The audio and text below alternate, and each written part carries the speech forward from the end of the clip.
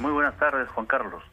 Sí, justamente lo claro y lo real en este momento es que el país vive una ola delincuencial y que está avanzando y que en algunas zonas ya ha desbordado justamente el control. Por eso que es importante tomar medidas claras y contundentes desde el gobierno nacional, endureciendo las políticas en seguridad ciudadana para que el delincuente capturado por el esfuerzo de la Policía Nacional, del Serenazgo, no quede en saco roto y vuelva a las calles, sino que termine tras las rejas, en prisión, cumpliendo su sanción, su condena como corresponde, de tal forma que podamos tener nuevamente un orden claro en el país. Y por eso que justamente nosotros, ante esta realidad, es que hemos buscado mecanismos, hemos buscado alternativas, experiencias, todo para poder justamente articular una mejor estrategia de seguridad ciudadana en Los Olivos.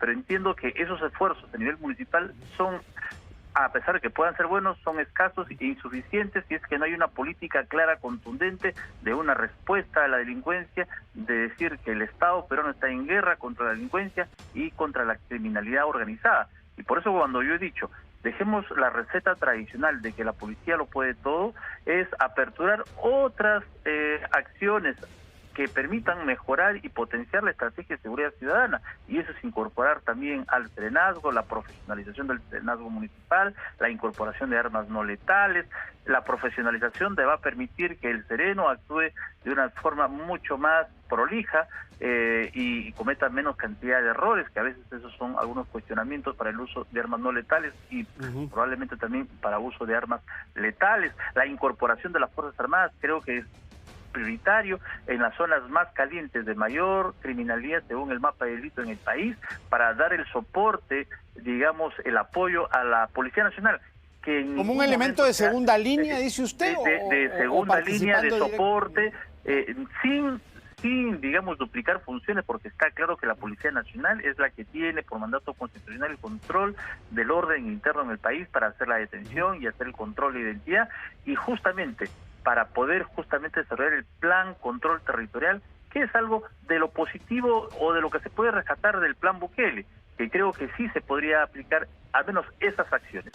No digo un copy-paste del plan Bukele, sino algunas acciones que se pueden aplicar, incorporar a un plan Perú, por ejemplo. Se puede ver un plan Perú de tal forma que podamos, y que consiste más que nada en copar de efectivos de seguridad en las zonas más calientes de mayor tasa delictiva según el mapa del delito, hacer este plan control territorial con más serenos, con más policías, con más efectivos de las Fuerzas Armadas, y con el hecho solamente de hacer control de identidad, de pedir el DNI y verificar si tiene requisitores, si tiene antecedentes, con esa sola medida disuasiva vamos a tener resultados importantes, ¿no? Correcto. Hasta ahí estamos bien, porque lo que más se ha criticado es este estado de excepción donde en El Salvador muchos derechos han quedado suspendidos. Y ha habido, según reportes de entidades que están monitoreando esta estrategia de Nayib Bukele, muchos excesos.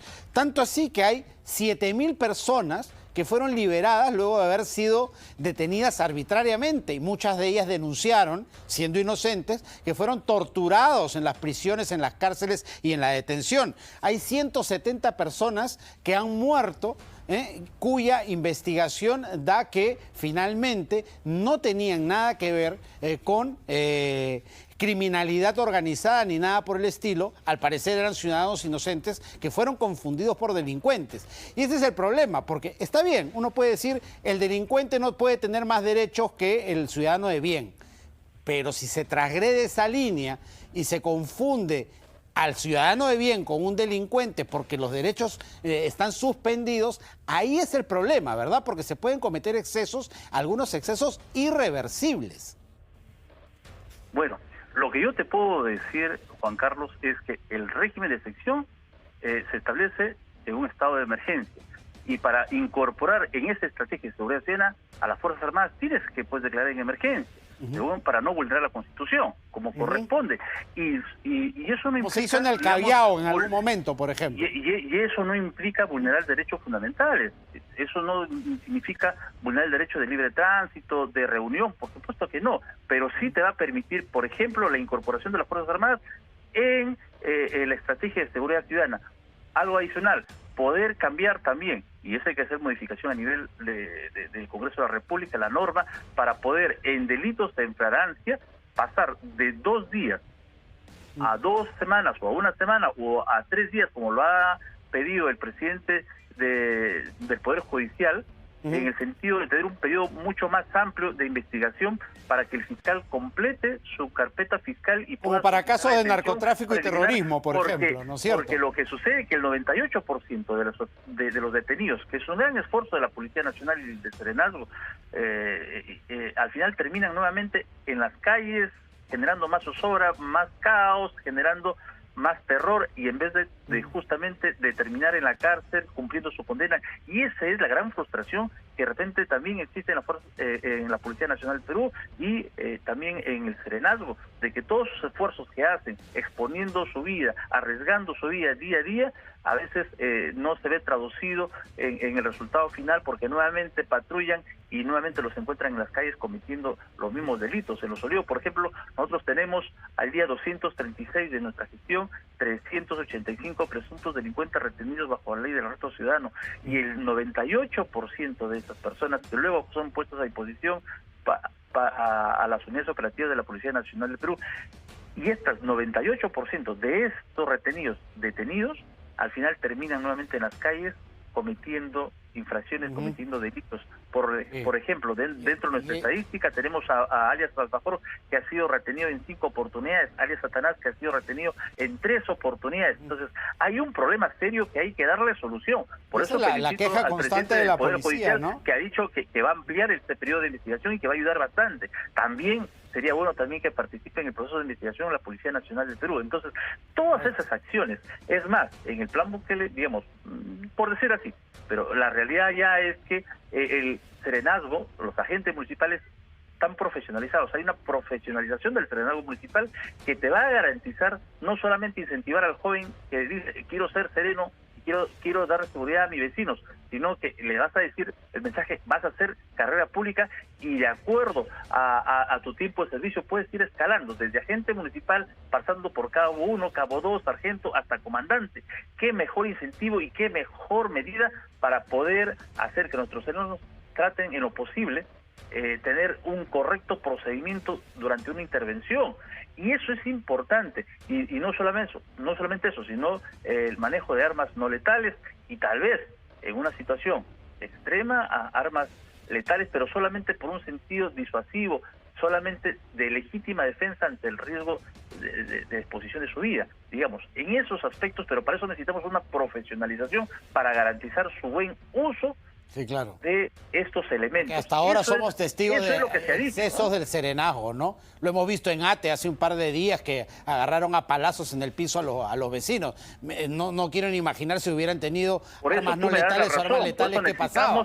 Por eso necesitamos profesionalizar al Serenazgo, para justamente por 2 o 3 o 4, digamos, situaciones cuestionables, deslegitimar, disminuir, dejar de lado una propuesta que de repente es una alternativa para apoyar la estrategia de seguridad ciudadana. Por eso yo siempre hablo en un sentido propositivo de las cosas, tomar las cosas positivas de todas las experiencias exitosas y hacer digamos, una planificación, llamemos Plan Perú, de todas estas acciones positivas, dejar de lado la receta tradicional y dar paso a una nueva receta que permita tener resultados mucho más contundentes, mucho más efectivos en favor de la paz y tranquilidad de los vecinos. El 99% de los ciudadanos del país no viven del Estado, viven de su emprendimiento, del día a día, y lo único que quieren para seguir avanzando es paz y tranquilidad. Y eso es lo que tenemos la obligación las autoridades, gobierno local, regional, nacional, entender y priorizar nuestro presupuesto, nuestra logística, nuestros esfuerzos en esa lucha frontal contra la delincuencia, contra la criminalidad organizada. Usted tocaba un tema que a mí me parece también fundamental y que es esta ruleta que hay en el sistema de justicia donde la policía captura y en el camino entre la fiscalía y el Poder Judicial termina liberando esos delincuentes que vuelven a las calles y vuelven a ser capturados. Usted ponía algunos ejemplos puntuales de su distrito. Por ahí se podría comenzar, ¿no? De repente, y eso no cuesta ni siquiera dinero. Es sencillamente que todos los estamentos del sistema de justicia se sienten a la mesa y se arme una estrategia verdadera y que todos se comprometan a remar hacia el mismo lado, ¿no? Hay muchas quejas, como de usted, de algunas autoridades, como de la policía también, de que el trabajo es infructuoso porque finalmente los delincuentes que se capturan terminan nuevamente a las horas en las calles. Por ahí podríamos comenzar. Por supuesto, por eso es toda una planificación, y todas estas acciones que te he dicho son también, no solamente parte del plan Bukele, sino de otros planes. Son similares, pero hay que tomarlos y decirles a la población: nosotros estamos teniendo esta planificación para darle una respuesta contundente a la delincuencia, de que el Estado peruano está en guerra contra la criminalidad organizada, contra la delincuencia. El 50% en Los Olivos de delitos son delitos menores, de robo, hurto y raqueteo en moto lineal de celulares. Es decir, eso es lo que más le aterra al vecino. Claro. Por eso que justamente necesitamos hacer ese plan control territorial en las zonas más calientes, de mayor tasa delictiva, para hacer ese control de identidad y darle una solución, digamos, importante a la población, solamente con esa medida disuasiva, de tal forma que no solamente en la zona más caliente, sino en las fronteras, para que aquel delincuente extranjero que es, digamos, detenido, sea expulsado del país y no vuelva a ingresar, y para que los extranjeros que ingresen sean ciudadanos de bien. Claro. Hay toda eso tenemos que empezar controlando nuestras fronteras, ¿no? Para que no sean una coladera. Pero para eso necesitamos también el apoyo de las Fuerzas Armadas, y por eso necesitamos declarar en emergencia la seguridad ciudadana en el país, para que ellos puedan participar, porque si no, estaríamos fuera de la Constitución. Hay que hacerlo todo dentro del marco constitucional, sin excesos, pero se puede hacer, y siempre mostrando, digamos, esa esperanza de que las autoridades realmente están en el mismo sentido que la población exige en este momento: protección, seguridad, y hacer todos los esfuerzos necesarios de priorizar el presupuesto, la logística y todos los esfuerzos en la lucha contra la delincuencia y la criminalidad organizada. El gobierno ha pedido facultades, todavía eso está por aprobarse en el Congreso de la República. Vamos a ver si finalmente se las dan. Ya hay algunas propuestas para el tema de seguridad ciudadana, como lo que usted decía, la expulsión inmediata de extranjeros que sean agarrados en flagrancia cometiendo algún acto ilícito. Pero ¿ha habido alguna conversación con el Ministerio del Interior, con el Ministro del Interior, con representantes del Ejecutivo?